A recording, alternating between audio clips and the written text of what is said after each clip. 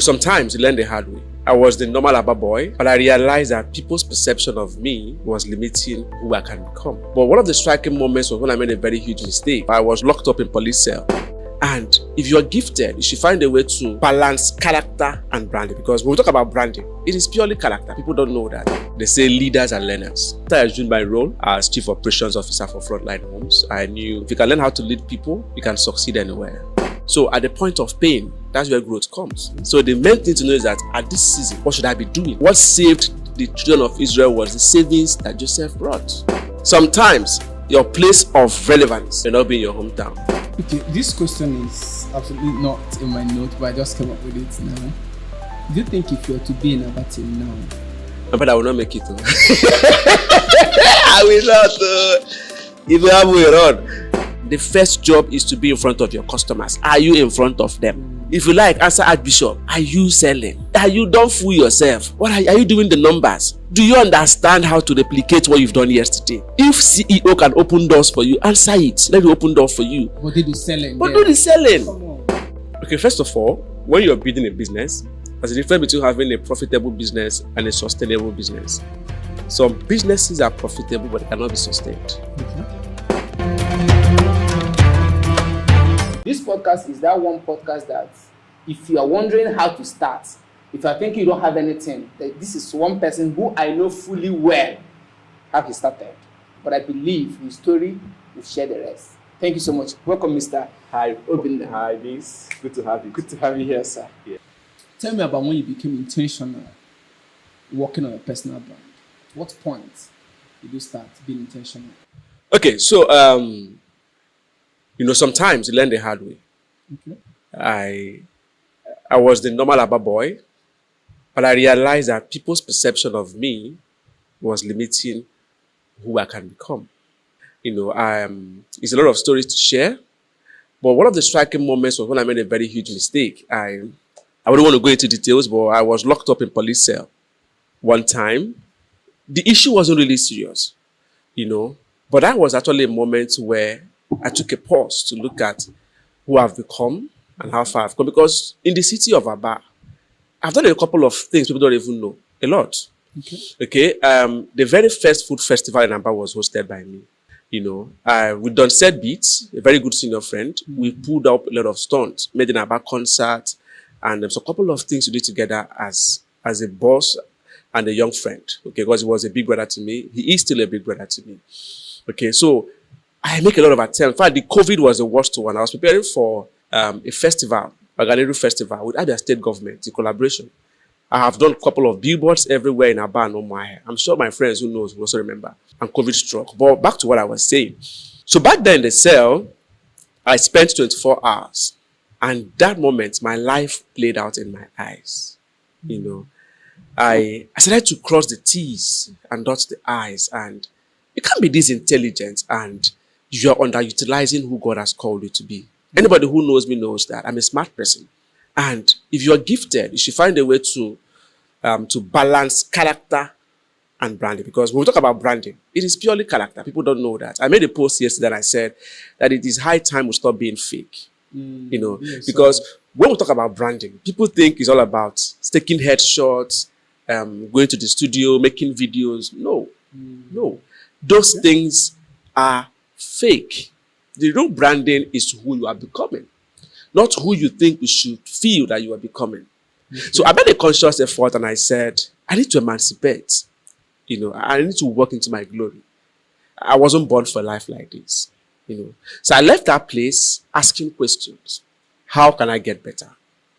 Okay. Started reading some books. Started working on myself. Started being more conscious of my decisions. Being able to ask myself. That was the first time I had to go online and search decision-making process. People don't know that you don't just make decision. There's a process. There's a written process. You have to get a pen and paper. Okay, you compare the alternatives against the criteria. If you cross them and this passes it, you do whatever the decision-making skill says. So I learned that skill. And sometime during COVID, Hero Lawson, God bless Hero Lawson. Yeah. He got me a job that got me to Lagos. And from there, I made a promise to Hero. And I said, I won't fail you. And he said he believes me. Because I know a lot of voices said, why are you taking him to Lagos? I mean, voice is very close to me. In fact, from my family, from people that should help me become a better even person. the family didn't believe in you again. I mean, from my family, just take it as my family. Who knows will know. My family called and said, if you push into trouble, my hand no deal. Wow. Family who didn't know, when you grow alone and you learn by mistake, you need to understand when people are struggling to make effort. That is where mentorship should come in. And this is why I have my book, because people need to understand that a boy child is a critical part of our society. You need to understand when they're making effort, so you could guide them from what they are doing to teach them what they should do. So, but Hero gave me an opportunity, and thanks to Greg, thanks to Hero Lawson, and the team I met at PL Transform, they gave me opportunity to shine. And with that decision I made to build character, I decided I would not take what is not mine. I won't delay what should be done when it should be done. And I must take action and do the right thing. I never stopped learning also. And consciously, the same people that I felt I shouldn't be trusted are walking into my circle.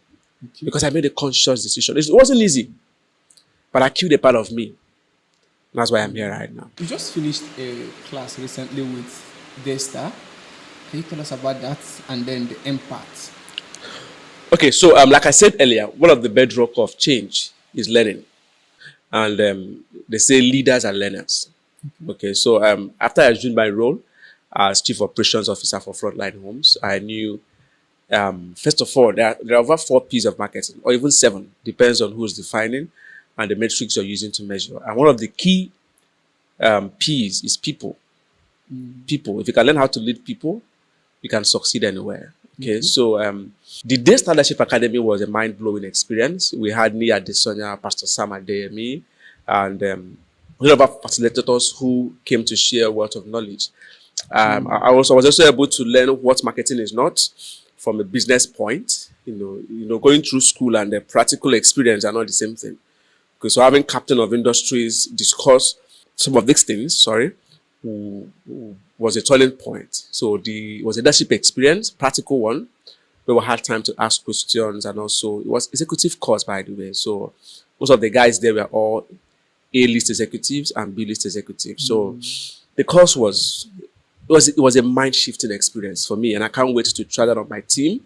I can't wait to implement some of these strategies into what we're building in Frontline Homes. Okay, so I would always think it is good to learn. So the course built me.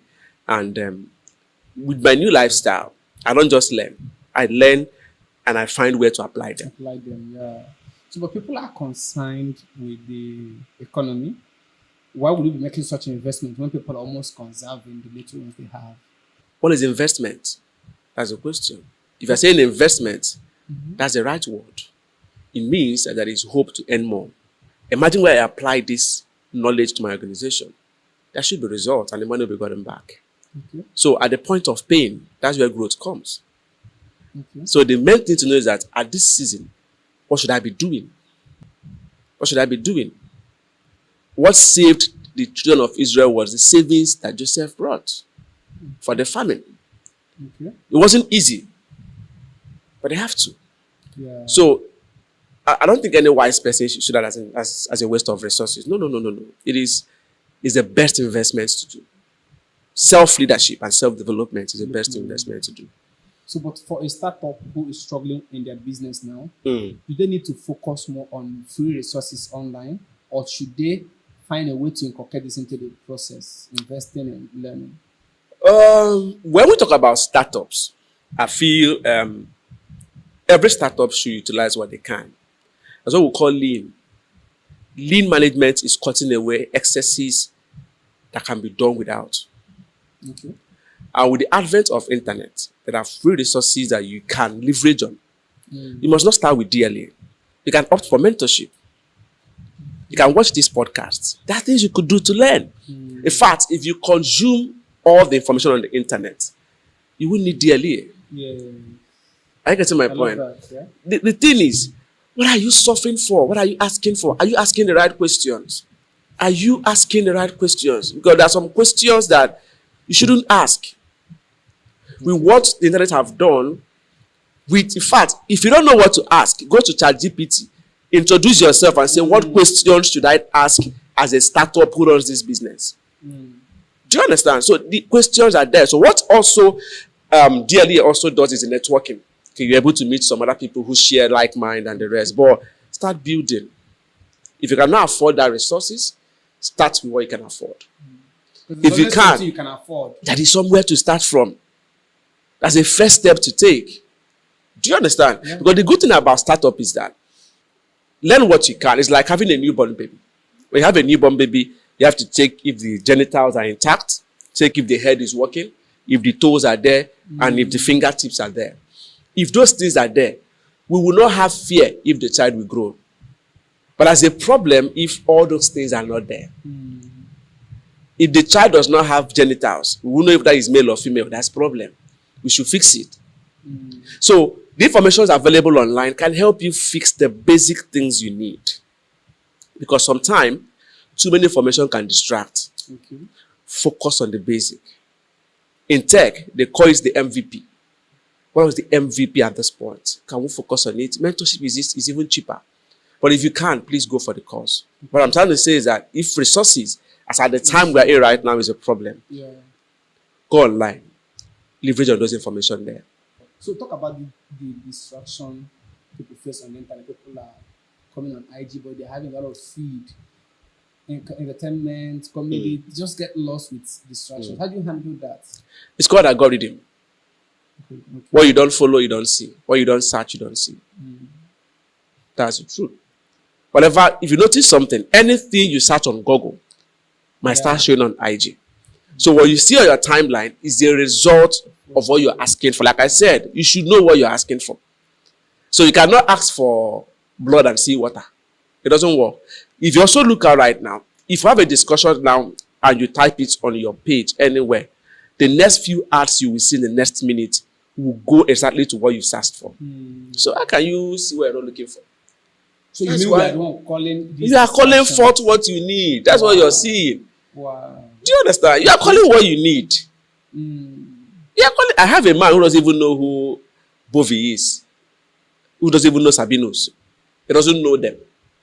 Because he doesn't search comedy. Wait, is this person a businessman? Yes. But he knows me. He knows Bill Gates. He knows all these people that This generation. Yes. So there are people who don't. Hyper-intentional. That's how life should be. Come on. Do you understand my point? That's why we have the unfollow button. That's why we have I don't want to see, not interested. You should. It's called interest. Is it your interest? If it's not, you sieve it out. That's why it's called algorithm. If you do it for 1 week, it stops showing. So you have to be intentional. So, Mr. Obinna, tell us about where you came from. You mentioned it already, Abba. So how did that place impact or affected your growth at this point? Or the results you're getting now, how did they affect it? Or did they impact? Abba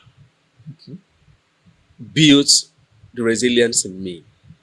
Abba built the creativity in me. And Abba gave me that find a way option. You know, as an Abba boy, we don't take no for an answer. Because it need to remain here. It needs to be done. I can't tell Mama's story. That's about orientation. I left home to feed home. That is orientation. And the Abba man always have a way of adjusting to get things done. And because we come from a part of the world where people think that we don't have development because of our leaders who haven't done the basic things. Okay, so there are no two good roads. So you have to find a way to cross the hurdle. So we got that thick skin of getting things to happen. So when some of my teammates at work see me work so hard, make effort, and they're wondering, how did you build this energy? And I'm like, if you know where I'm coming from, I can't go back home like this. So the energy of the city where I come from, the Enyimba city, the strength of where I'm coming from means that I have to get it done. You are proud of it? Till tomorrow. Wow. If I have a chance, I'll give back to that city. Okay. Abba built me. Whatever I'm doing right now in Lagos, I learned in Abba. The creativity, the skills, the energy, yes, is Abba. Okay, this question is absolutely not in my note, but I just came up with it now. Do you think if you were to be in Abba till now, But I will not make it. Oh. I will not. If we have way run. Let's talk about that because that's where I was headed to now. Even Jesus said that a prophet. Bible said that Jesus was going around doing good. Okay. If his location was needed, he would have stayed one place. Sometimes your place of relevance may not be in your hometown. Okay. Unless you are doing shoe or you're sewing clothes. You cannot decide to because it's a textile city. But if you're a creative person, there's a market for what you are selling. Okay. In fact, I left late. I should have gone earlier. Because the market for what we do is not there. And it's not there. You can't even build it. Even if you do, in fact, this business I'm doing, I went to do some sampling over the Christmas. And people said that this same thing I'm doing, people have come there and they've disrupted the trust. In fact, when we want to do the business, Abba men went behind and destroyed the business. So there are some things that if you're doing, you need to find out where does this work. It's not a crime to move now. Yes, no. It's not a crime. And you don't owe anybody. Nation. We are here alone, my brother. People are running their personal race. So you need to find out what works in your environment and you leverage on it. Some people need to stay in Aba. Okay. Some people need to stay in Aba. It could be their place. I have seen people who have made billions in Aba. They exist.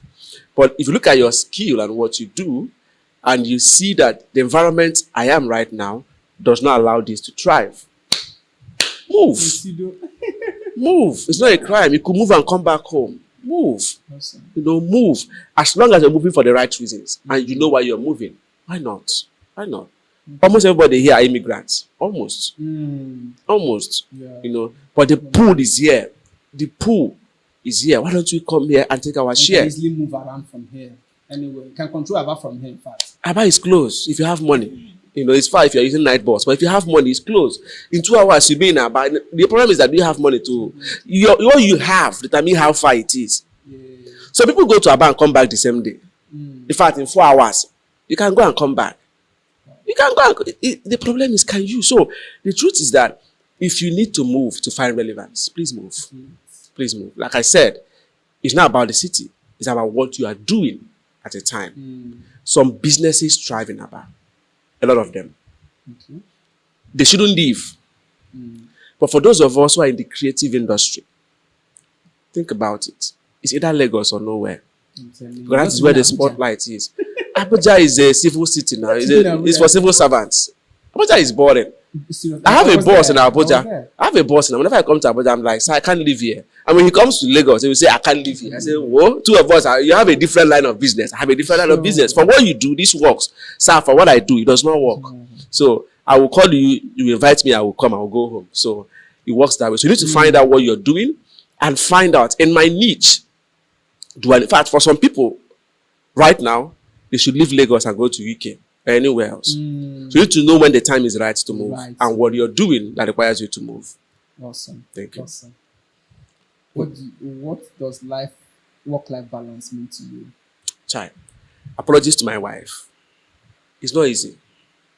Okay. Especially in this my early days of my career. It's my early days. I've not gone far in career. Okay. I'm still at a stage where I have to try out some new things, work extra time. It hasn't been easy. But what I do is that if I have no engagement, I spend that time with family. Even though I still have a weakness of letting my phone be. We have that fight, and I'm sure she's seeing me and she's not happy. But I'm confessing publicly that phone has been a major problem for me and my wife because I have to still keep in touch. But I'm a loving father. My son is fond of me. I mean, you can see the joy when he sees me coming. So I try my best to balance my relationship with my kids and my wife, even though she suffers most of the brunt when I have to work overtime.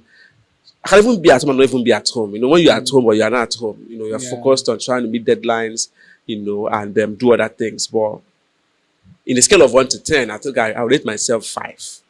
5, because it's our early stage of career, and I haven't built stability.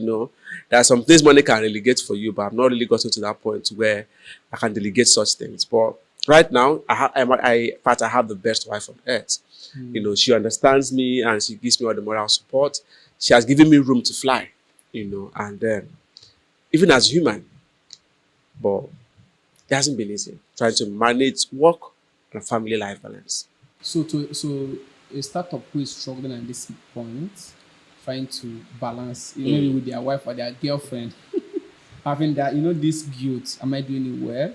Most times I've been in a situation where people send something to their spouse, see what this woman is saying, and this person is preaching from the point of wealth, saying you must balance life. Dangote is talking or Elumelu is talking.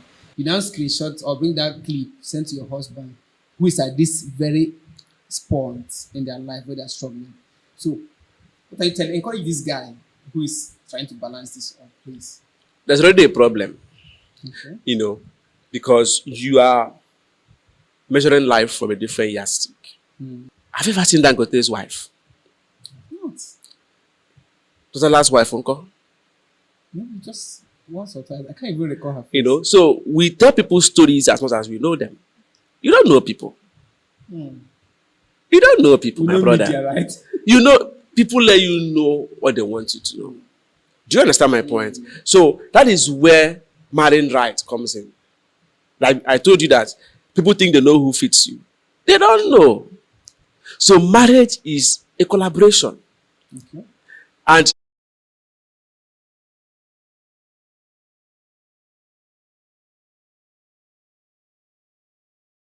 the Isaac approach came. Because if Abraham had discussed with Sarah, it won't happen. So if you have a dream, only you knows what that dream is all about. Even your wife. There's some things you cannot explain. There are things you cannot explain. Let me give you another instance. I'm a Christian. I like the Bible. When I was telling my wife, I don't know how Jesus did it, but he was a good businessman. Do you know what it means to go to James and John, sons of Zebedee, and said, "Follow me, I'll make you fishers of men"? Such audacity. And they followed him. That was a vision statement. His vision was clear. He said, "Follow me," means I know the direction. Do not marry who you don't understand where he's going to. That's where the problem is. James and John understood that this guy had a vision, and I could follow him. In fact, Bible said at some point, their mother came and said, "These my two children, let them be by your side." It means they were seeing results. But they didn't see the part that Jesus will die. Because if they knew Jesus would die at 33, they would say, "Who will follow you? So you now go and die on the way. Leave my son for me." But he was able to sell the dream as an entrepreneur. Before you date or marry anybody, they should understand that you're on a journey to do something. Are they willing to stay with you at this stage? Are they willing to make that sacrifice? Find out. If what they want is a market man who will go in the morning, by 6 p.m. he will come back. You guys will carry your nylon, enter keke, come back, carry your car. Find out what they want. If that's not what you want, shake hands and move on. I told my wife, I have some ex that I said, "I can't marry you, I can be your brother." Because we're not matching. I can't marry you, I can be your brother. Let's go our separate ways. So you need to understand as an entrepreneur, are you having a partner who is inspiring you to become who God wants you to be? Because that's what love is all about. Do you understand my point? So, for any person who wants to do a startup, the choice of a partner is more logical than emotional. Because you can love anybody. You can love anybody, right? You can love. What does dog do for you? You go and buy a new dog, start loving it. You see this iPad, it is not yours right now. You have no emotions over this iPad. Yes. But the moment I give you this iPad, you start attaching emotions to it. 1 month after, if it's spoiled, you start feeling bad. Before now, you don't care about this thing I'm holding. So anything you find, you fall in love with. As long as you give it time, you use it, you maximize it, it becomes part of you. That means anybody can marry anybody. Anybody can marry. People now marry dog. Are you not aware? They marry horse. They have affection. And they have affection. I've seen Oyibo crying for dog. Not like Calabar people will eat if you kill it. And Oyibo is crying for dog. Kill dog in Calabar, it will not survive 15 minutes. They will share it. Oyibo will be crying. "Oh, animal cruelty. What is cruelty? You are eating the meat." Do you understand? So you need to find out that, what am I doing with this person? Do they fit into my goal? Can they fit into my dream of where I want to be? That's where the problem is. Like I said, the choice of the partner. The choice. Me and my wife, in fact, we have a challenge currently of how much we can raise together. Save mine. First to win, get something. It's a challenge. We're having fun. She has a restaurant. So we're challenging ourselves. So the thing is that you have to have a partner who has the same entrepreneurial spirit, who also sees what you see. Because if you are seeing what I'm seeing and I'm staying awake, you will pat me on my back and get me water to drink and you go to bed. Do you understand? So get a partner who sees what you see. Forget about the rest. So the problem is in the matchmaking. Okay. So what's the coolest job you've ever had? Cool in terms of? Inspiring, motivating, you wish. Yes, my best job. Thank you to Mr. Orakomwala, Dr. Orakomwala today. When I had to work with him at 3am Zone, where he wrote the current oil reform in Nigeria, I was part of the team that worked on that. That was a life-changing experience, where I was part of a delegation that made some laws for Nigeria. Okay, I worked in that back team, and it was a mind blowing. I lived in Abuja for a while with him, and I think that's the best job I've ever had.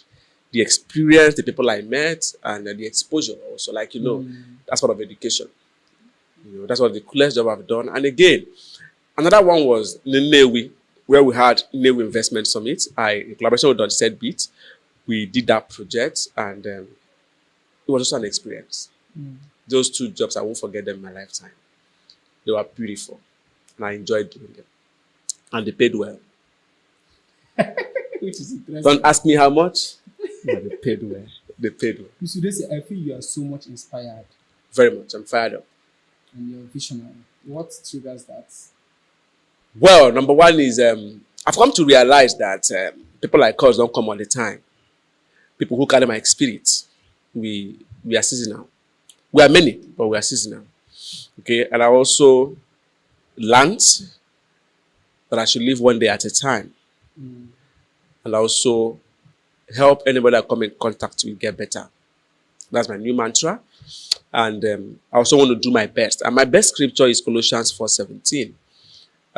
It says, tell Archippus, see to it that you fulfill the ministry you've received of the Lord. So whatever God have told me to do, I am fired up to do them to my last breath. That's my motivation. God's word is my motivation.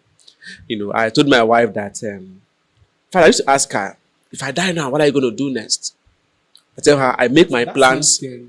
No. But Jesus asked the same questions. He said, time shall come when no man shall walk. He kept speaking in parables. If you know what you're carrying, you give it out and then get ready to leave. Are you getting my point?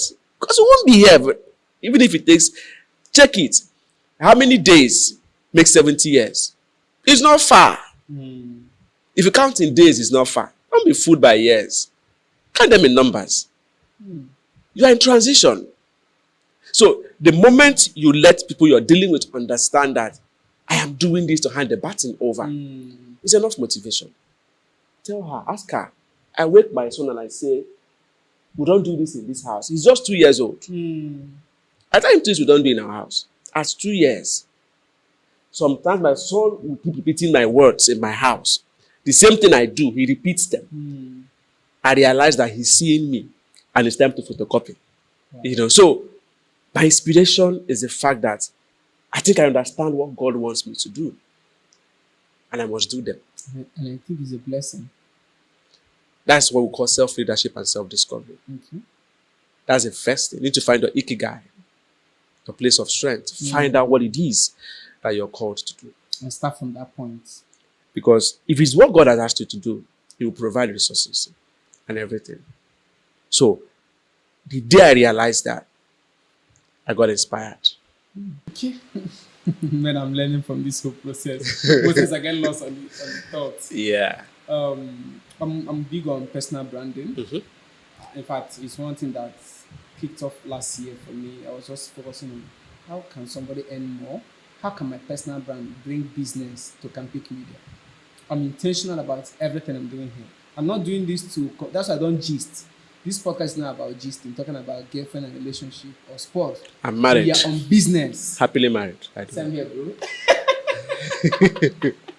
So, I want to ask you, have you ever earned money on your personal brand? Not salary, not commission, but just this is something maybe from a deal you did with your voice or your face.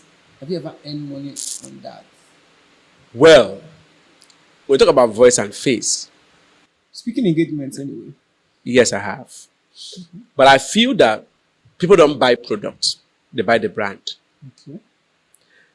Part of what we learned in this leadership school, we had an advert of 2 brands. I don't want to call names, so it doesn't look like the marketing any brand, but one of them sells for a cheaper price. And they were known for poor people. It's a milk. Other ones sold for rich people. And they were known for big people. Now, a study has shown that this lower brand keep losing customers. But this brand keep having customers. Do you know why? People that bought this one at this level, when they get money, they abandon this guy because he was sold to them as a cheap guy. So to match up with their new level, they come to this guy. And remember, it could be the same cost product that they're having to produce the same thing. Yeah. So these guys sold themselves as a premium brand, so to say. That when people at this level leave this level, or for any reason have a light, they come to meet them. Same taste, maybe slight difference in the taste because of branding. So people pay for the brand and not really the product. Product is key, but I mean the brand. So for me, there are things that I do. People say I'm expensive. Well, it's my brand. You are coming to me because of the person and not really about the product, so to say. So I have earned in different dimensions. I have earned vocally. I have earned in terms of writing, because also it's my brand. I write. Okay, I've also earned. I've also charged courtesy of my person and not of what I'm doing. Do you understand? So building a brand encompasses different things. Like I learned when Chivita has been sold to Pepsi, nobody knows. Wow. Such a cool But they maintained the brand. No need. The brand has a name. Why are you changing Why it? change the name? Do you understand? What are we changing for? I think it's Pepsi or Coca-Cola. I'm going to find the right one. Either Coca-Cola or Pepsi. Either of these 2 brands, bought them. I think it should be Pepsi because they're always looking out for such deals. So, why are we changing the brand? It is working. Chivita is the Nigerian brand, right? No, I don't think Pepsi is a Nigerian brand. No, I mean Chivita. Yeah, I think it was bought. Same thing with ShopRite. So there are brands that you pay heavily for. After paying for the product, you pay for the brand itself. So personal branding has paid me, and I think any entrepreneur should have, outside your business brand, have a personal brand to influence your pricing. I want to ask you this question at this point. Are you a salesman or are you a business leader? I'll call myself a business leader who does sales. Okay. Because the beauty of sales and leadership is to replicate people who do what you do. That's what they call leadership. At my role in my organization, if I don't have people who can do sales, I've failed. Do you understand? So I want people to learn it. I want people to learn it, and I want them to, for some time, I've not been talking about my products because I want my people to catch the spirit. I want them to understand it. Even though I do most times, but I am replicating that success in them, in leadership. If I have 50 of them selling, I will sell out faster than when I'm only one doing it. It happened to Moses in the Bible, where Jethro came to say, Moses, you will die if you don't sin alone. Develop leaders at different levels. Let them judge small matters. When it's high, they'll bring it to you. So my job currently is to close deals. Okay. So I'm replicating leadership. So I want to be addressed as a business leader who does sales. This is the point where people get it wrong. Most people start business with a title CEO or founder and they kick off sales. For me, I made that mistake at some point in my life. I was just busy giving myself title, not knowing the nitty-gritty of sales. So do you think sales is important to a startup in Nigeria now? Whatever you start, you have to sell it. Even if it's poison, it has to be sold. Whatever it is, any business, even a hospital is into sales. Okay. Even a school is into sales. You have to find customers. And I think the issue is only the title. Title or no title. Are you selling? Are you selling?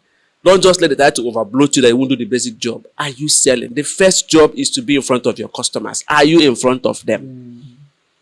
If you like, answer Archbishop. Are you selling? Don't fool yourself. What are you doing the numbers? Do you understand how to replicate what you've done yesterday? If CEO can open doors for you, answer it. Let me open door for you. But do the selling. But do the selling. Come on. There's no issue with CEO. No be title. I can call you anything. Are you getting my point? Yeah. As a startup, you can play the basic roles of everything. Accountant, delivery manager, CEO. You are a one-man business. The title. You are the CEO, by the way. You own the business. So it's not a lie. But the truth is that when you answer all these titles, are you doing the basic responsibility, which is the sales? My boss will always tell me, now we need to sell. Let us sell. Mr. Shehu will say, don't worry, let us sell. Keep selling first. Because every businessman is driven by profit. Profit. Turnover. So if title motivates you to get the job done, add more to yourself. Go and get the money. Because you need money to sustain title. Okay. So you can either be a chief executive officer or you be a CEO, like seeing the O in the O people. It depends on what it is. You're either a CEO, you're seeing people you're owing. So you decide what the title motivates you to do. Some people wear that title and they do it well. Okay. Do you understand? Because people can feel, that's the owner of the business. I can negotiate more. Say, okay, I'm the boss here. I can help you get a good deal. If that helps you to get the sales done, please add more title to yourself. Yeah. The problem is not the title. You answer CEO and you go to fast food and you still start eating food and not do the basic job. Use that to check women. Use it to go and do nonsense. You are fooling yourself. But if that title motivates you to do the basic, being in front of your customers, please keep the title. Okay? So the basic thing a business should focus on is appearing in front of their customers. Let them use the product, let them test it. They will give you the real feedback, and that's how businesses grows. From 1, they get to 3, from 3 to 5. By the time it grows to a level, you employ more people, you decongest your roles. Then that CEO will now become more beautiful on you. I'm telling you, because there's money now. Because this thing calls my attention. You go to Tech Cabal, you go to all these platforms, people get $5 million investment. All these angel investors will invest, and 2 years, 3 years, they're out of business. Well, you see someone that just started from nothing, started with sales, and today they've grown to like $10 million and they maintain it. So if I'm starting a business now in Nigeria, I'm thinking of getting angel investors or starting sales. Which one will you encourage me to focus more on? Okay, first of all, when you're building a business, there's a difference between having a profitable business and a sustainable business. Some businesses are profitable, but they cannot be sustained. Okay. It depends. You can get investors at any time, but the thing is that, are you building a sustainable business? Do you have the right team? And do you have a competitive product? Because you are not the only one with the idea. It's like fintech. Apart from Flutterwave and Paystack, there are a few of them I can even remember. There are a few of them. Yeah. Do you understand? But they have built a sustainable business. They have leveraged on some tools that enable them to keep their business sustainable. So, and then again, it's not predictable also. It's not predictable. But the main thing is to have the best team and build your business to be sustainable and not just profitable. Wonderful. Okay. I love that. Because there are two different things. You can have profits and you can sustain the business. Because one mistake can destroy the profit. But having a sustainable business. What kind of mistake can do that? It depends. Okay. Depends. Some people are focused on turnover. It's a long term, but I'm looking for the right words to express it. Okay, I'm looking for it because if you look at Nigeria, let me give you an instance. Guinness. The guy that had Guinness paid for a 3,000 years franchise. 300 years, I mean 3,000. I need to find the exact years he paid for. So that way, you could see he can't even do anything to the business. It has to be sustained. There are some decisions he took that made that business get to this point. Okay. So, and again, our problem here in Africa is lifestyle problem. They gave you $5 million US. You bought a house in Ikoyi to start with. People don't differentiate between investors' money and their personal life. So a lot of factors. But I think as a startup, you need to manage your lifestyle. Okay? Manage your lifestyle until it becomes sustainable and profitable. Amazing. Okay, I have this question I've been itching to ask you. What's the one tool or resource you've gotten in business that you think is the most helpful so far? Access. Okay. Access to mentorship. That is one tool we don't really focus on. Access to mentorship. Okay, I have 3 persons in my life I'm vulnerable to. And when they give me advice, I check them and I apply them. Remember, I said I check them. Check. That's what I was going to. Well, checking in terms of, like I said, I have a way I make decisions. I still use that rule, decision-making process. I need to look at the timing, whatever it is, and then, like I said, access to mentorship sets you free from a lot of challenges, because they've seen. And when people see from a different perspective, it opens up your mind to see clearer. Okay? So even while I'm reading, even while I'm studying, one of the biggest tools I learned that has worked is access. So when I access these people, I get my issues solved faster. So I think access is the biggest tool I've ever had. Okay. Access. So let's go into real estate now, which is the main game. So tell me, there are a lot of misconceptions about real estate. What do you think people don't really understand about real estate in Nigeria? Well, real estate, like we know, is a very lucrative business in Lagos and in Nigeria, but people have fears. Okay? People have fears, but what I think the misconception is that people are not properly oriented about what real estate is. Is it the buyers or the sellers? The buyers, Okay. most times. The buyers, most times, don't understand that owning shelter is a very important thing you should have in life. Okay? And coming from the religious part, the Bible said that a righteous man leaves inheritance for his children and the children's children. So, real estate is very simple. You're either buying land or you're buying houses. But what we do as a company is that for us in Frontline Homes, we are committed in making land and home ownership easy and accessible for everybody, because the issue is the access. How do I find the right kind of land? How will I avoid the money lay? How will I avoid being scammed? So these are the motivations we had when we went into business. We came into business believing and also focusing on solving those problems.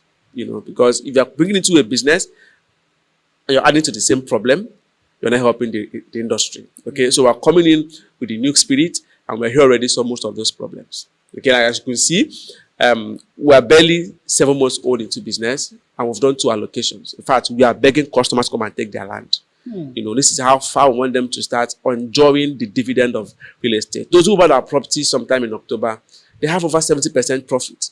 Because this is where we're having problem now in real estate. People buy, allocation is war. That's a problem. That's I say so. Is it a problem of integrity on their side, or? Well, there are different factors.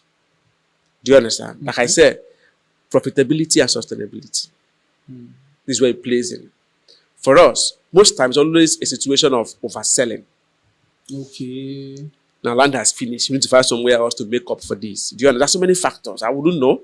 But like I said, for us as an organization, like our mission says that we have to sort for land options. So as we are selling one, we're going for the next one to make sure that we have enough to go around. So all these things that, like I said, are different factors you can't control. Some could be government, it could be anything.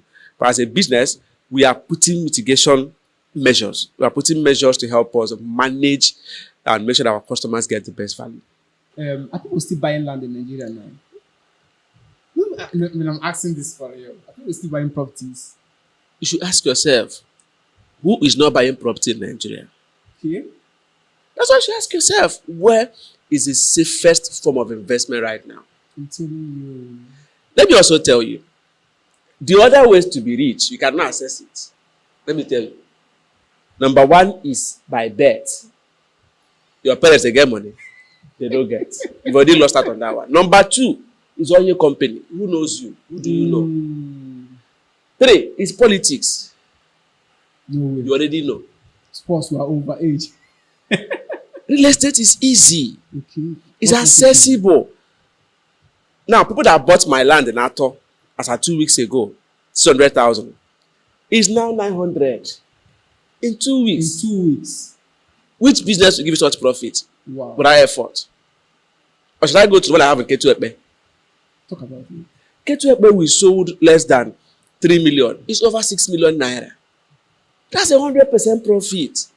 And it will not spoil. Yes. This mic will get old one day. You replace it. Land will not spoil.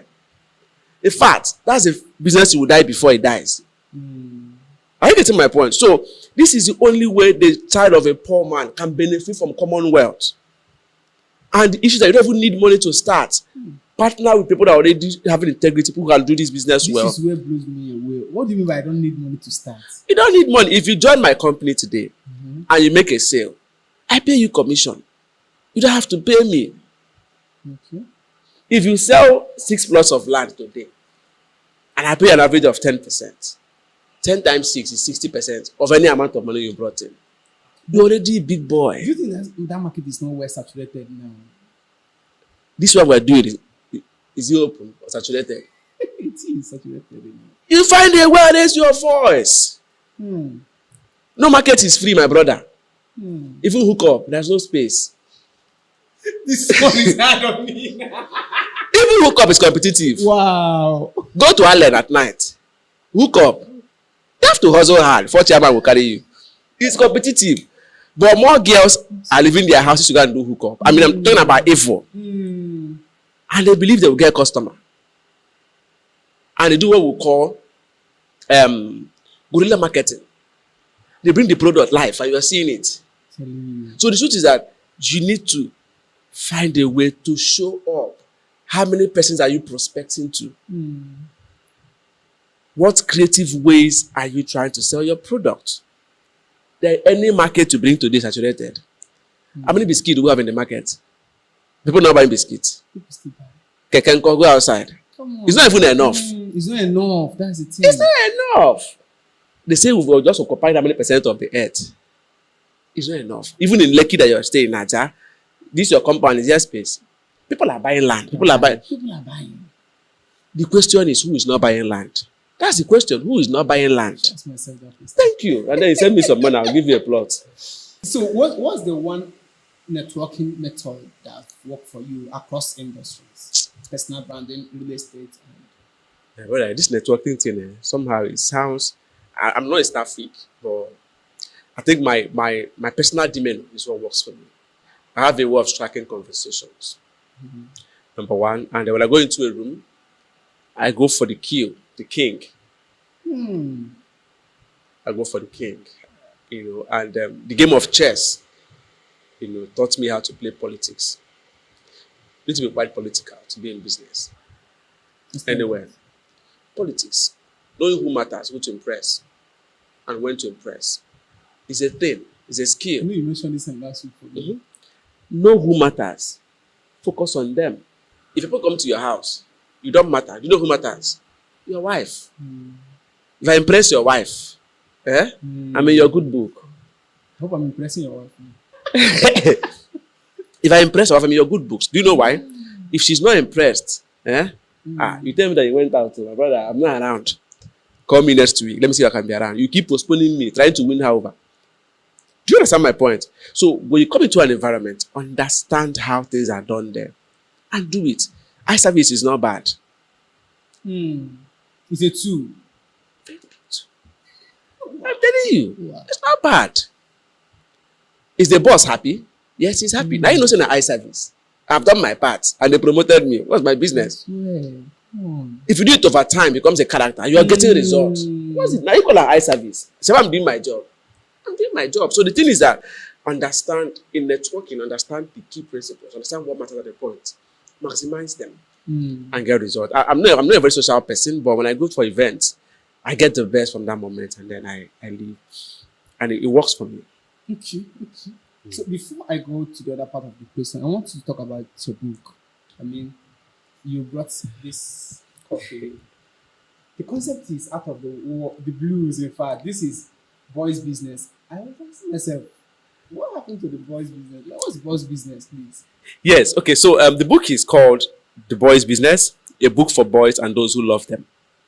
Okay. This is it's still in process. I printed this copy, few of them, on my last birthday. I wanted to give to some friends to read. I want to also update it more, but this is me sharing my experience as a young boy and some of the ways I dealt with character. Some of the ways I've been able to managing consistencies, and also understanding the purpose of life. Okay. In the introduction here, I talked about the fact of what a man should do about making decisions. Okay. Also, it was so practical. And at the end, I also have a senior friend, Obin Nadi.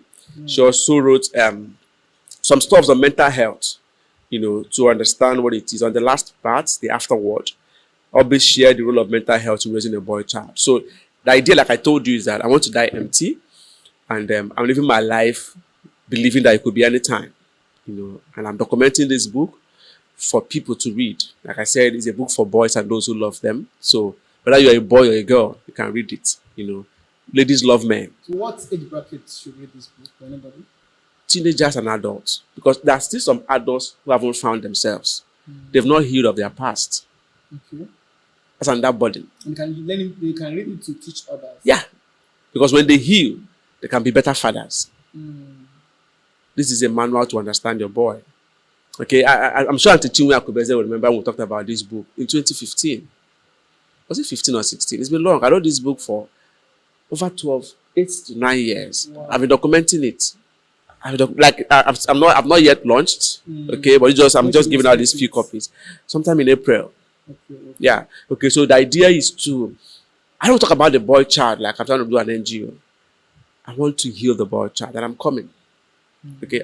I'm saying this to my wife, but if I make wealth, I will will 50% to every boy who's an orphan. Okay. And they're going to have a school where they are taught life and so many things. Because if we heal the boy child, the world will be better. So that's my orientation. I've been big on boy child. Some of my friends who will see this podcast will remember. And I've not talked about it outside, but I know one day I will. And I will. So the book is about boys and those who love them. I've shared leadership, priority, how boys prioritize things. I also spoke about communication, how to communicate to your boy, leadership, their privacy, and academics. Okay, these are the major issues parents have with their boys. I also have a page where I talked about helping your parents understand you as a boy. Okay, so I've been spoken to parents.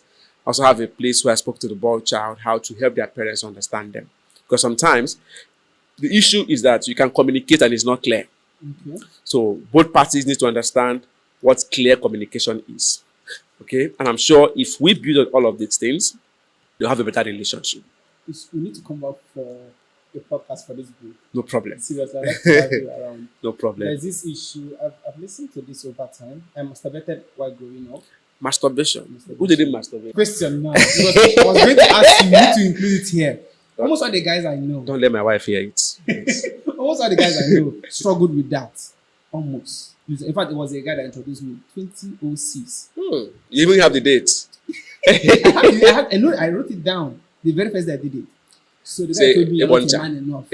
I'm telling you. You're not a man enough. He told me the thing. Emeka, my good friend then, that you must do this to prove that you're a man. I'm telling you, that's how I started. I launched the brand. For people to leave that aspect is tough. So I think it's something we'll also talk about. Sure, we will because it denies you a lot of things. It denies you touch with nature. You get hooked up with that. Hooked up is not, to me, it's not really the problem. It takes you away from nature. Imagine a married man masturbating. Your sex life will suffer. It will. It will suffer. It becomes a major problem. And it's a sin against your body. Okay. But let's not go into all of that right now. I'm telling you, that would be it's talk for another day. Yeah. So the next thing I have here, I'm almost done.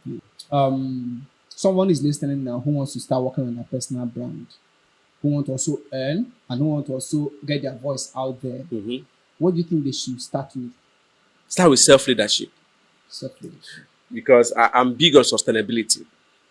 Okay? Why are you building a brand? Because if you put profit in front, sometimes it's hard to build a sustainable brand. Okay? Profit is king. It will come in. But you need to also understand that it takes time. Don't be in a hurry and be true to yourself. Don't build a brand that doesn't resonate with your personality. See, bad character is a brand. Who will know you and avoid you. It's a brand. So do it and do it well. If you want to be a thief, thief well. So we're talking about branding. It mustn't just be good things, but be sure that you define what you want and do it well. And give it time. Because the issue with people who want to start things is they're in a hurry to reap it. Understand the planting season for you. And don't cut the process short. If you need to go back to school, go back to school. If you need mentorship, submit completely. Submit completely and learn. Okay? Brands that are learned are more sustainable than the ones that are fake. Nothing is original. So if you want to build a brand, start learning and give it time. It will work.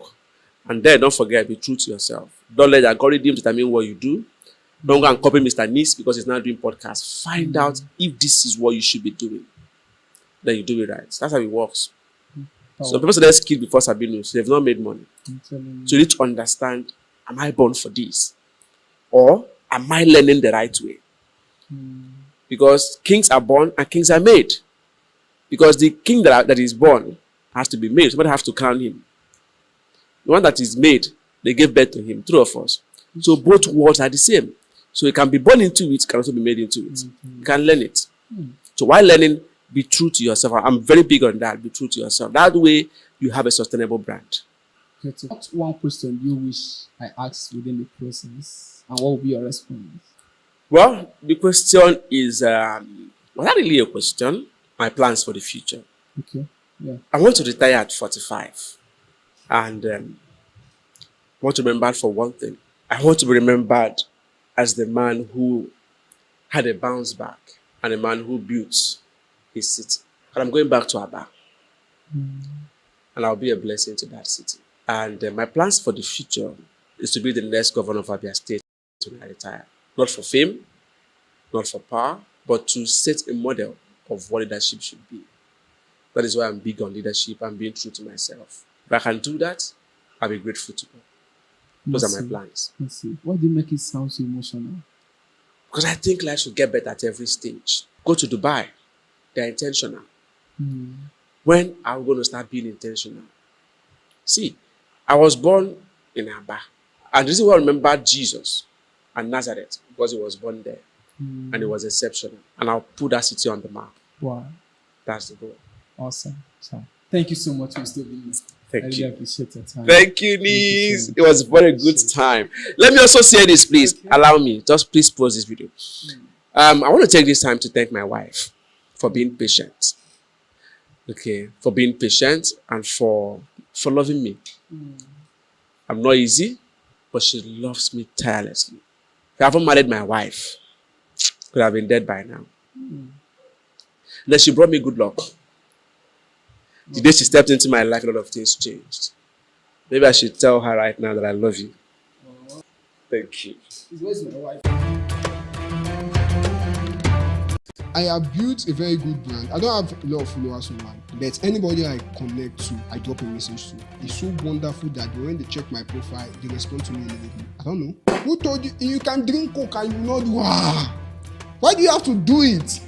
That's what the brand has made you feel.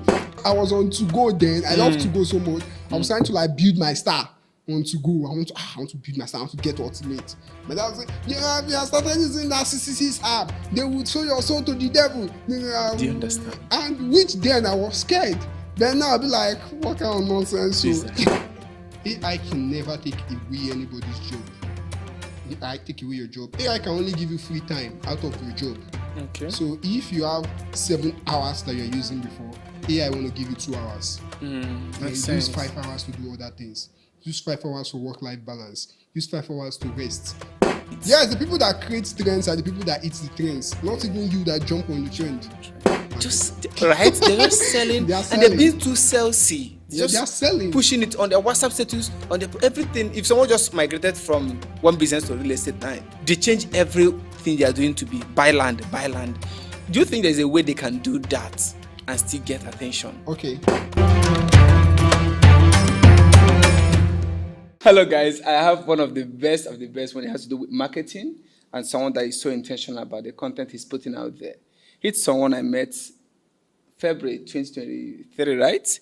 And then ever since then, we've had a heated argument about businesses, talking about Amazon, talking about profitabilities in business. So I know that he's someone that if I bring him here, he's going to share tips and ideas and trends, especially things that are happening in the marketing space today.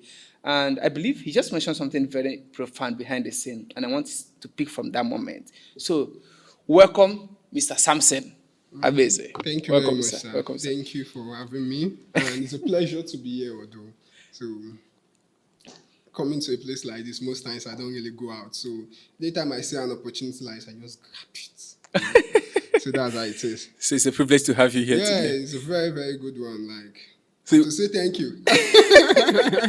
Okay, you were talking about journey, marketing journey or something. Like, Educate me on Like I that. said, I was discussing with my friend, and from there, I called my partner to join us on the discussion. So we're discussing about a customer journey.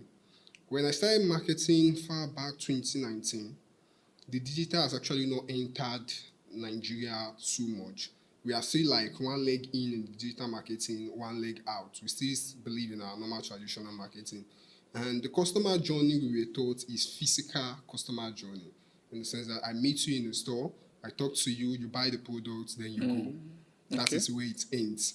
That's how simple the customer journey is. So 2020, COVID hit every business. A lot of business were now like struggling. Okay, let me go. So we're like, boom, we jump into the digital realm.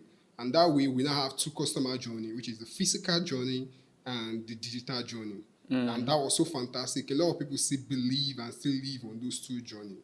But the current trend now, we now have three journey, where a lot of people have not seen this, but we have actually pictured into it and feel like this is something we need to get prepared of, which is like the virtual journey. So we have the physical journey, the digital journey, and the virtual journey. So I don't want to talk much about the digital journey because I think a lot of people knows it. I drop the content on social media, you saw it, you click on it, it comes to my email list. So that's like a journey for you until you buy. Then the digital now makes it easy for you to do retention and all that. Okay. So, but the virtual journey now is like a realm that has not really existed in Nigeria, but it's changing a whole lot of things in the Western world, especially in America.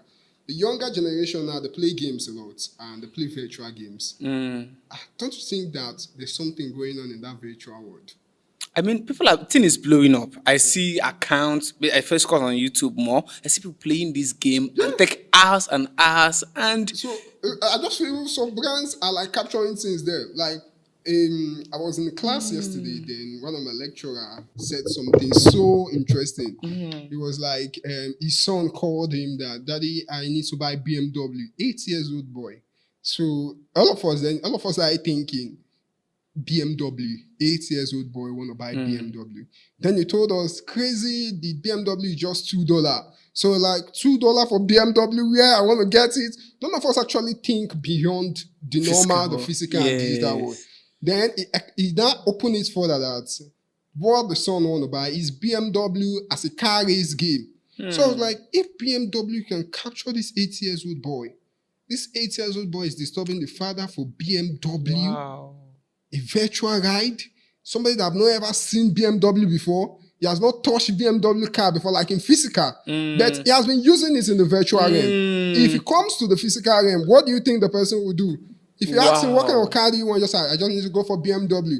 That's actually another journey that we need to touch. Come on. But we are not looking at the virtual journey. We are still looking at We need like 20 physical years to do that. So it doesn't really take much. And everybody, if you play PlayStation now, if you look at this thing there, like Yes. you see Pepsi, you see this brand, you see this brand, you see this brand. Don't you think they are doing marketing? Marketing too. That's another touch point.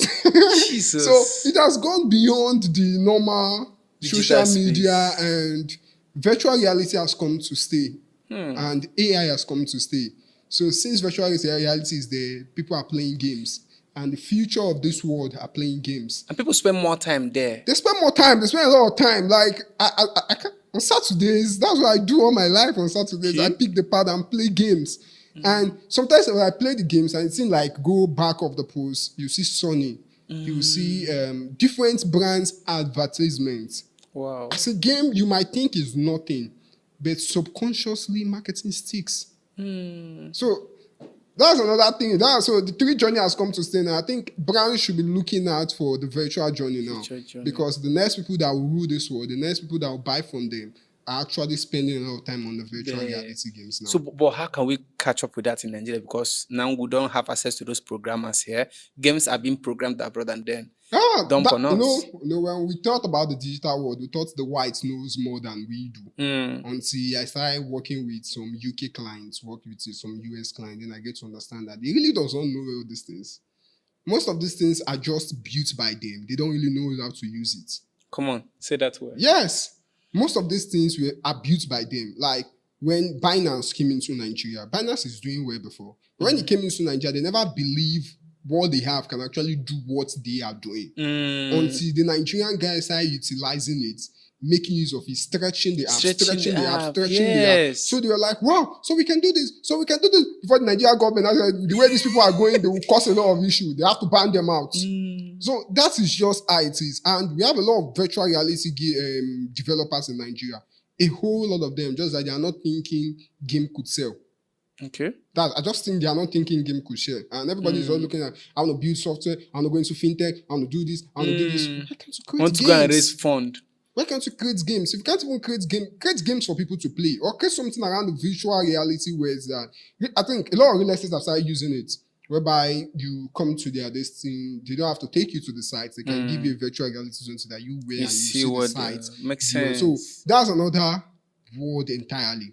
And that world we need to start thinking of how can we capture it. I've not been able to come up with how we can capture it because it's something I just know recently, and I'm still like opening my books on what can we do here. But we attribute game to addiction. So when you see an adult playing it, this person is addicted. Even university, even me, I won't lie to you. We are trying to cut down on the screen usage for the young person. And then here you are talking about businesses leveraging that. Okay, now we're talking about cutting down screen usage on the people that were born and built on screen.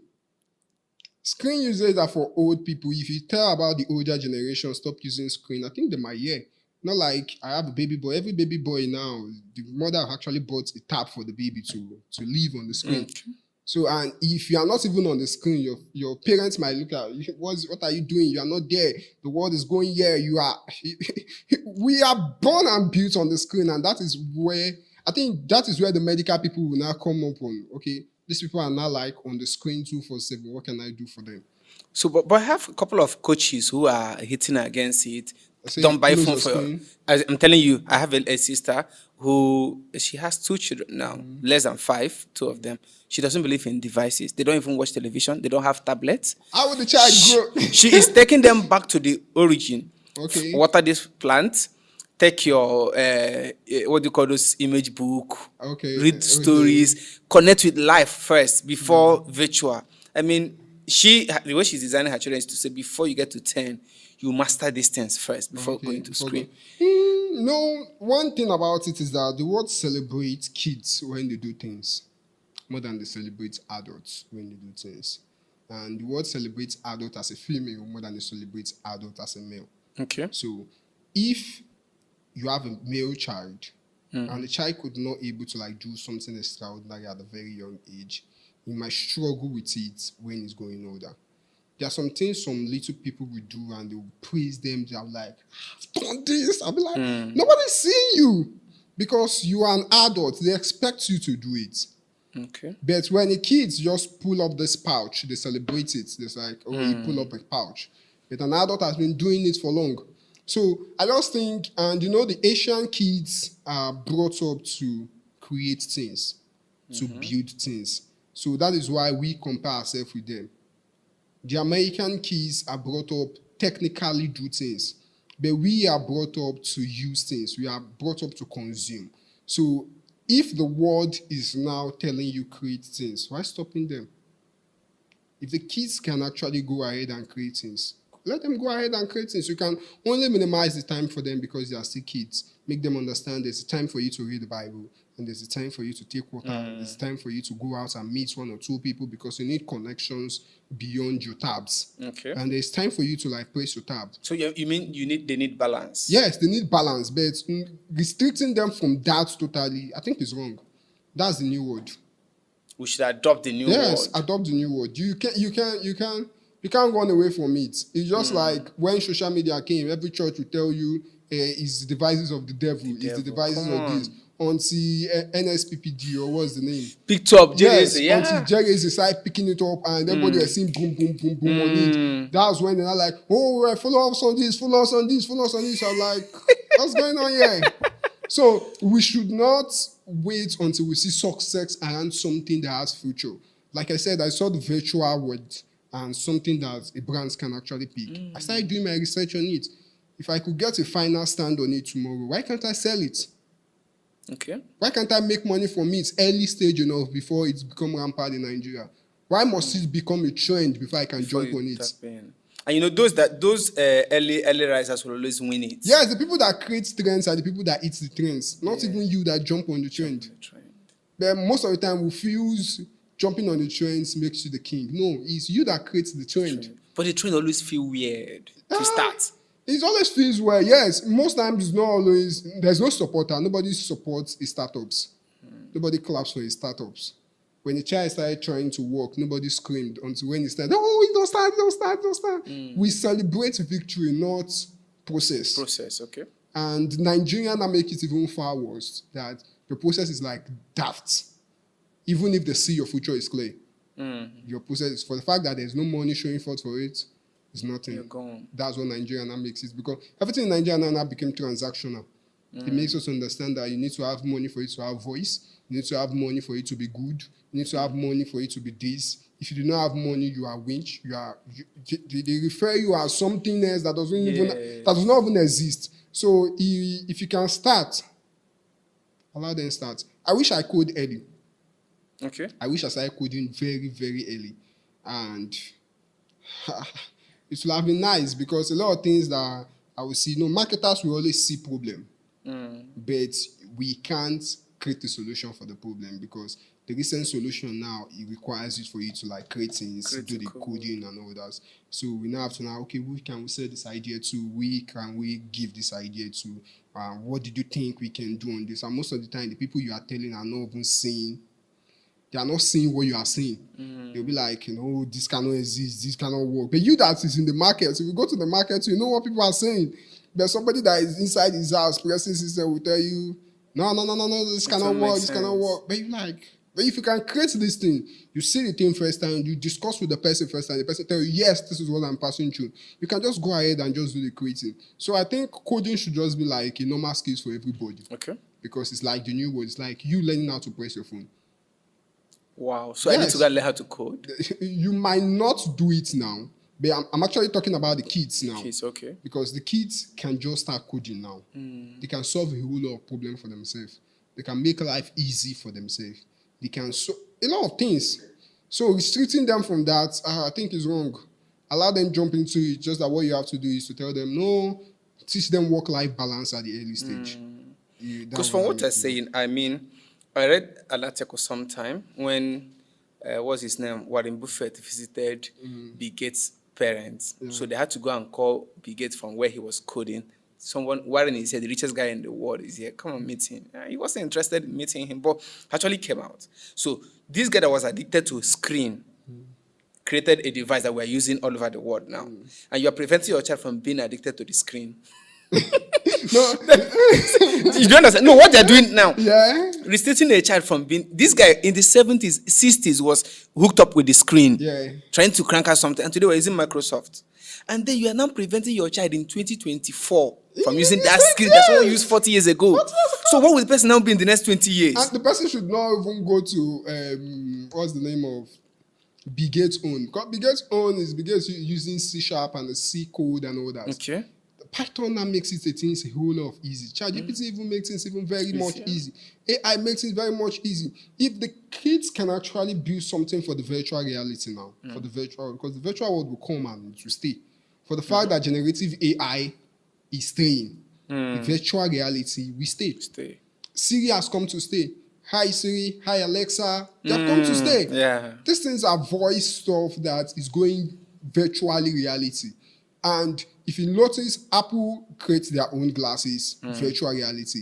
Facebook have to go and do the same Yes, thing yeah. in virtual reality. Why are they spending a whole lot of money on that? And thing? Nvidia is now coming up. The Nvidia Yes. that was almost going out of market now picked up again. Picked up again because they see another world again Yeah, that they can tapped into feature it. into. Why is Facebook investing a whole lot of money on Meta? Meta is not a physical world. Meta is a digital I world. thought it's a bad market for them. Oh, it's a bad market for them, but they are picking it up again. Wow. Because virtual Meta actually did not exist before it looks at something that is crumbling. But there's still phase there. There's still some investment going on Meta till today. Because they want it to come alive. Like ChatGPT did not just come alive. It came for years. Kept Until trying. they now really perfect it. That's why GPT-4 only take 4 months. I think 4 months for them to build it. But the main GPT-3 takes them years. Yes. Because they want to balance it. That Meta is still taking them years. The moment they get Meta right, a whole lot of things will spring out of Meta. And the fact that people are going virtual already to just It's effortlessly. just effortlessly click everything together. So I just want to live in the virtual world. I don't know. Man, imagine having a board meeting just in your room. I was just looking at everything and man, This is making sense. I'm at home, you are here, and I can see you. I just cannot touch you, but I can feel you are present with me. I can sit here virtually. And you said that thing should not come. It should come. I can be in my house, then be in a boardroom in US, sit down in a chair. Everybody will sit down in the chair, and we'll be discussing as if we're on that chair. That's the virtual world. So Africans are crying that this is going to take off our traditional ways of doing things. I'm a very good writer. People are here to discover ChatGPT. What are you saying? Very, very good writer. Very, very good. So you're competing with ChatGPT? So when I saw ChatGPT, I was like, what's this one? This one will now make as if somebody does not know what he's doing. Let me be writing. I know what I'm doing. I can write from my head. I can do this. But it gets to an extent, then I have to ask myself, I use it or I do not use it. This thing will stay. Yes. People are making millions out of this thing.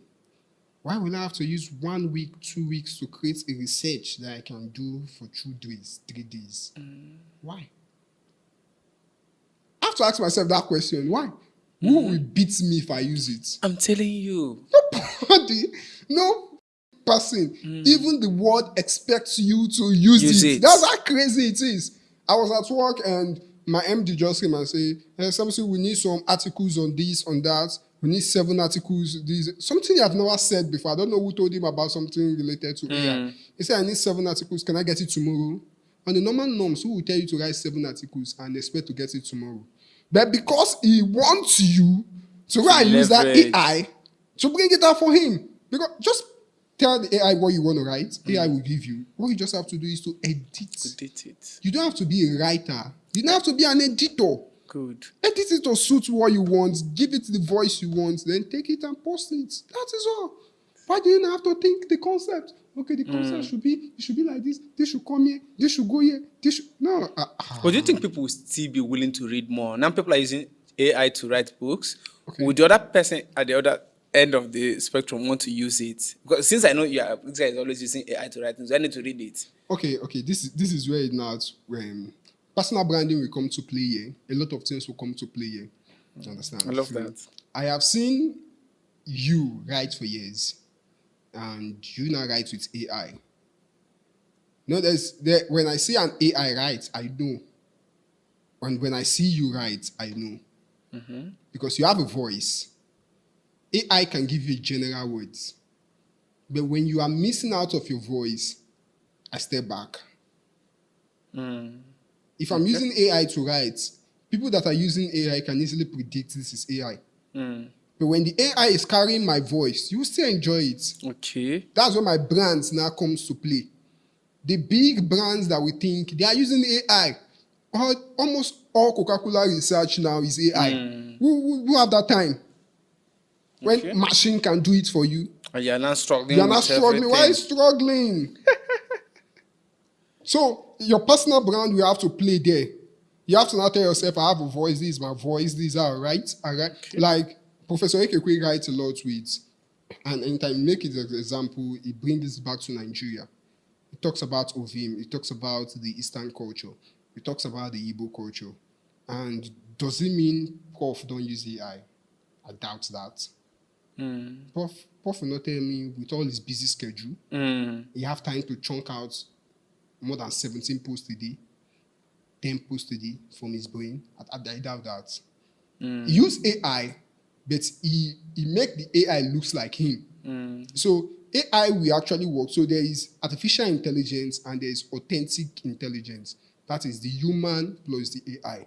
AI can never take away anybody's job. AI take away your job. AI can only give you free time out of your job.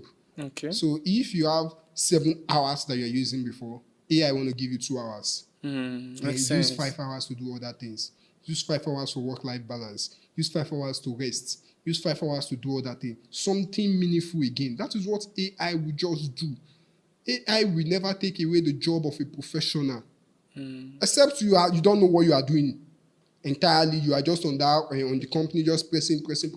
AI can now call you. Okay, what is this person doing? Kick you off. You don't have anything. But if you have something you are doing, AI will only make it better for you.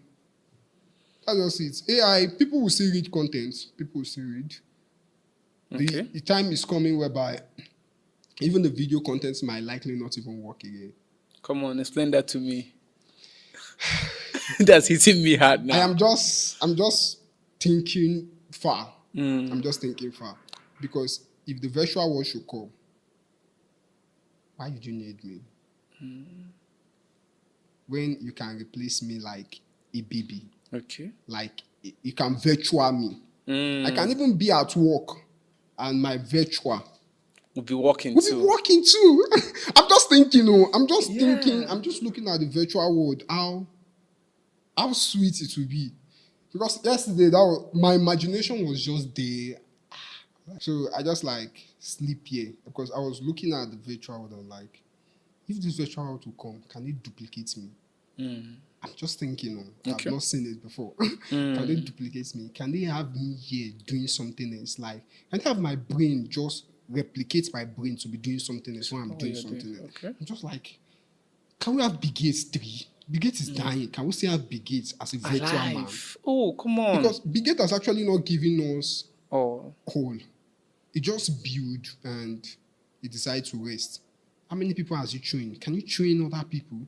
Can he duplicate his brain for us? Can we have his brain? Because Bill Gates just invented something out of nothing.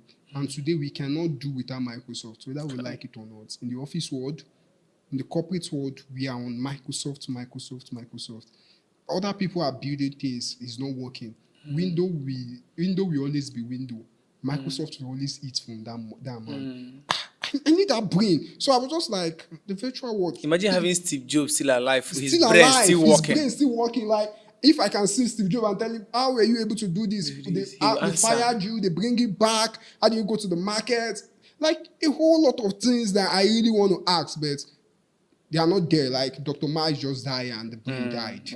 We only read whatever he left, what he dropped down. And which I know there's like, anybody that is teaching can only give you like 2 or 3% of whatever he has. Whatever he has. Except he's mentoring you. That's when he can now pour 30%. Then the remaining percent that you might likely get is what you see. It's what you see from the person. But can we see these people? You can't even see them again. But can we look at their character trees? Because discipline actually plays a whole lot of roles there. How disciplined are they? What did they eat? This is just me asking myself some questions, giving myself some why this, which there's no answer to it. Okay. But there's something people do, Christians in Nigeria especially, we feel as though the point where these white guys or tech guys are going and we feel that they're going to compete with God, like what Elon Musk is working on now, neuroscience. So all those kind of stuff, and then I'm going to compete with God. God created human beings to die and go. Now you say they should have people, they should immortalize people. So we feel attacked as Christians. Why go to that extreme? Why not just let's stay where God left us or where God created us to be? Do you think what they're exploring those depths of human capacity is still in line with Christian faith? Or okay, one thing I want to say is that Christianity is a wonderful religion, and I love people that are really conk believers. The wisdom that we have today is actually being given to us by God, and not by man. So if God can reveal this to you, I want you to do it. Our duty is to dominate the earth and to make the earth a better place, not to destroy mankind. If it's getting to the point of destroying mankind, God knows how to stop it. Okay. Just like he did in, just like Genesis. He did in the Tower or the Bar of Tower. Yeah, they have the mind, the idea, they conceive the idea, and they decide to build this thing. And if you read that scripture so well, you will see where discipline, teamwork, that's where a lot of growing business actually came from. Because we saw these people, they united, they set up their mind, they have a common goal, and they were chasing it, and God was like, wow, can man really do this? Can man really do this? Okay, they will get tired. Okay, let the sun be hot, so they will get tired. Sun is hot, they are still there. Let rain fall, they will get tired. The rain fall, they are still there. Okay, in the night, they are still there. It was like, oh, these people are really determined. I have to stop them. He went ahead and stopped them. God can stop whosoever that want to destroy mankind. Come on. Sodom and Gomorrah are destroying the earth. God came and stopped them. There will always be a stop for God. I don't think why Christians really want to fight for God. Nobody can actually really fight for God. Okay. The man that decided to help the ark of God, what happens to the ark? The ark of God strike him to death. And when we phantom God, we put God in our little brain that cannot even comprehend just a single feat of him. How will it work? I think God is too big for we to imagine who he is. I just think there's still a whole lot of things that God really want to show us. Okay. I believe, and because if you take a look at everything these people have been doing, they pick it from the Bible. Sure. I'm sure the virtual world is, they might just think, just imagine what Jesus Christ did with the 24 elders. Like when he went to the top, then he saw them, he was discussing with them. That was when Peter now said, let's build a tower here. God said, no, Jesus said, no. They might have think that, okay, if he can call these people and they pass an information to him and he went ahead, why can't we do that? Some people might have been thinking that way. They got it from the scriptures and they're like, let's do it. That might actually cause a whole lot of people. Some people are like, okay, yes, it's something we can do with the virtual world. Okay, how can we connect? Is there anything like the dead world? Because you have to do research. Then it's like the dead world. How can I go to the dead world? What can I do to bring the dead world to the life world, to bring them together so we can pass information and receive information? Some people are so crazy. They're so crazy in research. If they have that thing, if that is what they want to do with all their life, they should go ahead and do it. They should go ahead and do it. It's somebody that actually make research of AI. And today is helping us. Why will you say they want to compete with God? Want to eat it with prayers. Compete with God? Nobody can compete with God. Nobody, like... So this is just maximizing our It's just capacity. maximizing the capacity of the brain. They say the brain that the Lord give us is so wide. That the more you use it, the more expand it became. Like there's no limit to what your brain can carry. And we stop at one point and think all is well. Because you are not using your own, you see another person using his own, you say the person is... no. It's an extreme. No. Allow the person fly. That is why the antennas, the I don't want to call the Muslim, the traditionalists, the Buddhism, they are building a whole lot of things. And we, the Christians, are supposed to do exploits. We are shrinking. We are tonguing. We are hiding ourselves. We want to go to heaven. Well, everybody will go to heaven. Elon Musk can build the world. You should build it too. I'll be so glad to live there and preach the gospel there. In the mass, right? Yes. Let's go to the mass, bro. I'll be so glad. If the earth, we should be looking at spreading the gospel, not fighting somebody that is trying to open up the world the more. Okay. If you can create another world under the sea, go ahead. that human can go there. Go ahead. Why not be so glad to go there and preach the gospel there? Why fighting the person that want to expand your reach for you? That is how we fight Facebook. Until we now notice, okay, it's another word, it's not witchcraft. We now want to come. Now we are preaching our gospel in that same Facebook. That will first of all, it's demonic. It's demonic. That we Africans are fighting. And people that died 2007, 2008 will think that yes, those demonic attackers. People now, CCCs. And then just 20 years down the line, my father even told me CCCs because I was on to go then. I love to go so much. I was trying to like build my star. want to go. I want to build myself. I want to get ultimate. My dad was like, yeah, if you have started using that CCC's app, they would sell your soul to the devil. Do you understand? And which then I was scared. But now I'll be like, what kind of nonsense? So, Jesus. is it the one that Jesus Christ have taken, or which one? Yes. So I think we are just too religious, and Christianity should, if I would drop a message for every Christian, that we should open up our mind to accept new things.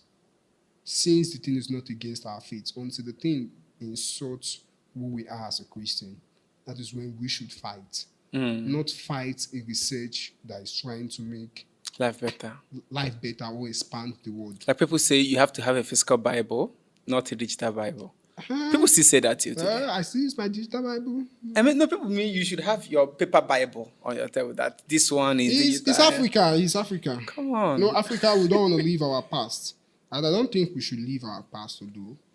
I don't think we should But leave our to past. some extent, I mean, reading my Bible, I have like 5, 6 different versions. And you're telling me I need to go and have 5 stack of Bibles. You know, if you take a look at people that says that are actually people that are at that age, Baby whereby boomers. for them to now change to the digital Bible is like work for them. So they believe in that. Let me swing the Bible, let me flip it. It's just like Deeper Life then. Oh God, help me, I don't want to say this. So Deeper Life, they don't watch movie. They don't watch movie then. But they watch movie now. Deeper Life don't play drum and keyboard then. I think they only use keyboard. But they play drum. They praise God happily. Because They will bring artists. yes, they bring artists now. You know, so we need not say before is God. No, is actually a doctrine. It's a doctrine. I picture that the movie that people are watching outside will likely disrupt people from believing in God. So Okay. because of that, don't watch movie. Let's Since I control am your this. leader, let me control this so that you will not be watching pornography and all that. We seize movie in every of our member. That is me looking at way to prevent you. At the same time, because I'm preventing you, I still feel, to me, I think you are limiting the person because a whole lot of information the person will have gotten. You have told the person not to get it. Even Jesus Christ, God actually say, go ye into the world and multiply. Even Jesus Christ expects us to explore. We should explore. We should expand. And how will you be able to like tell people what you are doing is wrong if you have not seen that thing before? You stop me from watching TV, then you see somebody watching TV. Hi, do you know watching TV is bad? Why? You have not seen TV before. You have not watched TV before. How will you tell me the why? Okay. My father say it's off. Oh, Mr. Samson. Okay, let me take you to you're wearing a t-shirt and I'm seeing ROI. And I believe this is return on investment. But then I'm seeing something else there. Relationship over investment. Would you mind explaining this concept? Okay, one thing I feel like doing in my current personal brand is to pick our normal marketing ROI. I'm a marketer, forget about the tech word I've been saying. I'm a marketer, but I love technology and innovation, so that's why I dwell in tech. So return on investment is what everybody actually knows. Every marketer knows. Every business people knows. The moment I invest this money, what will I get in return? Because that's actually why I'm in business. So I now want people to see things beyond the normal, which is ROI is return on investment. But I now want to tell you relationship over investment. Okay, so how many people do you have? How many people are you keeping? How many people are you relating with? And who are they? Okay. Is far better than I just put my money and go and sleep, and whatever comes out of it is what I want. But I want to put my money at the same time connect with you physically, personally. I need your relationship because the business might not work out today and it will work tomorrow. So the relationship is far better than the investments are actually invest in you. So let me say, for instance, you have a studio now, and I came and said, okay, this studio is actually doing so well. I think we should expand. We should get a branch here. We should get a branch here. And I just invest my money and I go. If the thing brings results, I get my money. If it didn't bring results, I lose. But now I'm not telling you, okay, I want to build a personal relationship with you. Even if I'm not investing, I want to build a relationship with you. Okay, now that you are doing this business, okay, what if we come up with a volunteer? Okay, I have a plan, a brand that is coming from the UK that I want to do something. Can I bring you in? The only reason why I say can I bring you in is because of the relationship we have. So the relationship I have with you can open a whole lot of investment and For opportunity you. for you instead of me just giving you money. Because when we talk about return on investment in marketing, we talk about monetary. We don't talk about relationship. Relationship is also a very good return on investment because what you give to a friend can actually comes out and become a very good something that will pave the way for you. Beautiful. So Beautiful. I just want us to see the relationship aspect of every business. Okay. You don't have to lose everybody. If the business does not work out well, the relationship should. Tomorrow, it will come back again. Okay. So that's just the idea. So, as a marketer, what has been the coolest project you've run or a These, product you've sold? okay, the coolest products. I don't want to talk the one I sell because if you ask me the one I sell, I will say selling my service in COVID-19. That's the easiest. Selling what your services? Yes, Okay. during COVID, because that is when every business was like, I want to go, because the thing hits them as a shock. So we are just doing shakara. Sometimes I'll just sit down. No, I'm not doing it. Then you are not the one pitching. They're the one looking for you. Yes. So that's like the coolest I've done. But if I'll say the best project I've done, I'll say it's Squid Game. Do you watch Squid Game? No, but I think I've heard of Do it. re me ya ko Okay. mi again kum. Yeah, you know what Squid Game? There's like triangle, circle, X. It's like a game pad, Okay. but it's a movie on its own. So interesting movie. So Squid Game trend a whole lot, and I used Squid Game to actually launch a product that I never think can actually sells in Nigeria. It's Sublime Natural. Is actually a soulmate product. So the product is actually built for the whites, although it's for natural hair, but Nigerians might likely not buy due to the price of it. So I was like, okay, this is the idea. We want to do a campaign. The product just came out new.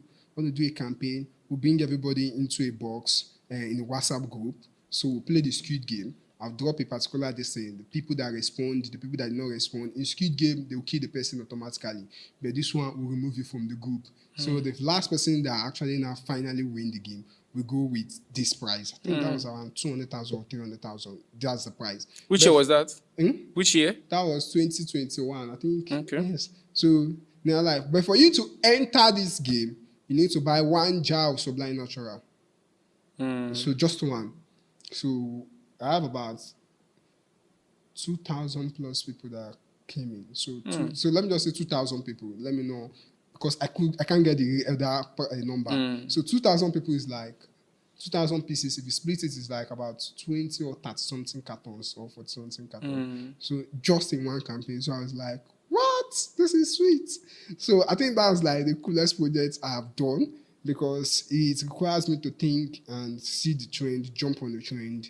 And the trend was able to like do free marketing for me because I didn't spend money on campaign. Okay. The trend was just pushing the thing. But you weren't the one that started the trend. I'm not the one that started the trend. The trend actually started through the film. Everybody want to see Squid Game. Everybody want to talk about the game. So I was like, okay, since we want to talk about the game, let's talk it in leverage a it. box. Then make money from talking about the game. And I'll ask you some questions, something related to the movie or do. And you respond to it. That way we'll leave people and see we'll get the winner. What inspires you? I just saw the trend and I feel like this trend is a good one. You know, sometimes when you see there's some trend, I tell people, you don't build your business on trend. Okay. You only scale your business through trend. Through trend, right? And you don't jump on all trend. The trend also like work with your brand value. What is your brand value? What's your core value? What are you looking out for? What does your brand stand for? Not because Tinubu is trending, you jump on Tinubu. Buhari is trending, jump on Buhari. No, you don't jump on no trend. It has to align with your business. So like this align with us because it shows integrity. It shows never give up. It shows resilience. It shows you can do it. So when I saw resilience playing, and I remember our core value in Soulmates, I was like, resilience, you build by sticking to it. So we can do something out of this. Then I was like, what can I do? I want to use the most popular products before. They're like, no, what if I try it? Let me just try it. I try it and people were like responding to it. I'm like, opportunity. Then I pump it on. So I did not invest first. I just give it a try. Then I saw it growing. Then I push it with an ad Makes to sense. make it more explore. Okay, so we want to talk about this ad because people believe, people put billboard out there today. People still pay for screen on the road, and they still print flyers, banners. What will you tell a startup who is trying to launch a campaign or who is trying to get visibility? They have virtual now, and they have digital, and they have The traditional. media. The digital world and the virtual world and the physical world is something that I don't think they are fighting. It just depends on what you want. Now, everything is about target audience. I want to target Lekki Phase 1, people in Lekki Phase 1 only. My adverts to Lekki Phase 1 might not be able to capture streets in Lekki Phase 1. And some people might not put their location as Lekki Phase 1. Whereby I might not be able to get them. But if I set a billboard at the entrance of Lekki Phase 1, I've captured them. It makes it easy for me. Because I know this is just the people I want to reach. But they will not have time to stand and read all through. But they will have time to go in, go out, go in, go out, go in, go out, go in, go out, and go in the capture bit, go out, coming back the capture bit, the capture bit. So you keep on picking piece, and you might think you are not looking, but you just be surprised that one day people will just talk about that. You just say, oh, that billboard there. Okay. There's a billboard in Lekki Phase 1 if you want to enter the little gate. It stands like this. Sometimes I feel I don't normally read that billboard until somebody want to do campaign and talks about, and there's a billboard. Immediately I talk everything on that thing. I was like, how many times have I been here for that? I can't really say. Because I didn't know I was reading it. Because I have never for one stand to read it. But I see it. And when I see it, my brain picks it. Okay. So anytime people talks about it, my brain will just search to bring it out for me, then I can just relate with it. So you mean people should you can maximize it too? leverage on it too. KFC is still doing it. Chicken Republic is still doing it. KFC builds their brands on traditional media, not even on digital media. And they become successful with it. Who says you can't do it? Who do you want to target? Where are they? But if you now want to target the full Lagos, it will now be too expensive for you to now set billboard in everywhere in Lagos. Why not use digital means? Okay, but I also have an idea. For me, I feel if I have a billboard in Lekki Phase 1, for instance, and most times when people see something offline and they see it online, it's easy to relate. Okay, what I'm actually saying is it advisable to do it? Yes. But should you do the boots? Perfect. Okay. It's perfect to mix it up because you are targeting the person physically and spiritually. Physically, I'm in your DM. Digitally, I'm in your DM. When you see me here, you see me on your phone. You see me here, you see me on your phone. One day you get tired of me, you click me. You click, right? So that's the thing. And digital will give you easy clicking. Nobody will now go and scan billboard. Who waits to call number is 08. I'm telling you, it's very boring. It's very boring. But when you see it on your phone, like, oh, I've seen this advert before. I think I can check them out. So now, what actually makes them click is not the advert they see here. It's the one they have been seeing at the entrance and going out of their estates. So billboard is still nice. It's still very good, something that we should invest in. We should really invest in it, especially when we know exactly where we want to target. And here in Africa. And we are very specific. Not when you want to target broad people, then you are not going to billboard. You are just wasting your money. Beautiful. Because you might not get the return on investment you want. Okay. So talk to me about sales and marketing. Most people believe in just marketing, but they don't have a way to sell to this huge list or huge audience they have. Okay, this is the kind of the country where we find ourselves. Marketing did not really work. What worked is sales. Like, I have my mentor used to say when I'm still young, Mr. Justin, he would say, why growing up, his lecturer would tell him that marketing is when you take a goods to the market and you come back with cash. So that is what we are built to know. Okay. In Nigeria. Nigeria don't really do marketing. Nigeria do sales. That's why if you go to any business and they tell you, want to market our products, it's a lie. They're actually telling you they want to sell their product. So if you go and be doing brand awareness for them and others, you are shooting yourself gun on your leg. Okay. Because they will come back and tell you, how many products do you sell? They will not ask you, how many leads do you get? Okay. Nigerians don't care about lead. We don't care about people. We don't care about people. What we just care about is money. Get your money out of it. But if you are working with the white guys, I brought that same Nigerian mentality to a UK brand. I was working with them and they gave me money for campaign. I was busy optimizing my campaign to sell. Busy looking at conversion. Then my boss was like, "Something you haven't generated any lead yet." I was like, I've sold 2 times. No, I'm not telling you to sell. I'm not telling you to sell. I said you should generate the lead. You are spending a lot of money on return. Can't you see the money you're spending to sell? I'm like, I'm selling. Should be happy. He was like, you're spending a lot on selling. Who asked you to sell? Generate the lead for us. We need a lead. These are the people that have system in place. They want you to generate the lead. They need the people closer to them. They want to talk to the people every now and then. They don't want to force you to buy. They want to stock the product on your face. They want to build a relationship with you that even without talking to you, you will go and buy and tell the next person. But Nigeria, we don't care about you. What we care about is what you have in your pocket. Yeah. So marketing in Nigeria is simply sales. Okay. They will tell you, go outside, go and do marketing. And if you come back with the product, they'll tell you, why didn't you sell it? So even in banks, right? Yes, that is it. That's our country. You understand? So marketing and sales in Nigeria is the same thing.